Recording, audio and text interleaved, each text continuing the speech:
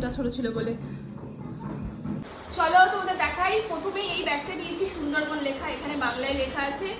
বাংলায় লেখা আছে তো, ইংলিশ নেই। উল্টো সাইডে না, বাংলা। ঠিক আছে, ঠিক আছে, মানে সুন্দরবন পাখিরালয়ে যেটা ওখানে। আর এখানে নিয়েছি একটা ব্যাগ, ভীষণ ইউনিক ব্যাগটা। বাবু এই দেখ, এখানে নিয়েছি ওকে দিয়ে দাও দিয়ে দাও দিয়ে দাও।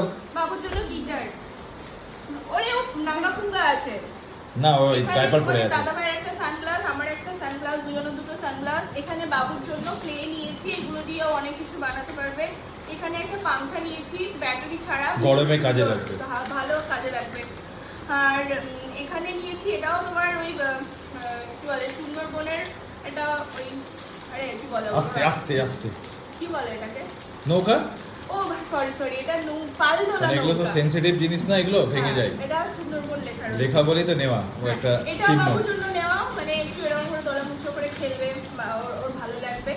আর এইটা মায়ের জন্য নিয়েছি, আমার মায়ের জন্য ব্যাগ সুন্দরবনের। ও আর একটা আমি কানের দুল নিয়েছি, মানে অনেক কিছু কেনা হয়ে গেছে এখানকার। আর চলো রাতের ডিনারে বসে পড়েছি। আজকে রাতের ডিনারে রয়েছে ফ্রাইড রাইস, স্যালাড আর চিকেন। আমাদের ব্যাগপত্র গোছানো ডান, ওখানে দুটো রয়েছে, যা যা কিনেছি সেগুলো এটার মধ্যে রেখেছি, এটাতে অনেকখানি জায়গা। এবার শুয়ে পড়বো। আর ব্যাগপত্র তো গুছানো হয়ে গেছে দেখে, এবার আমরা শুয়ে পড়বো।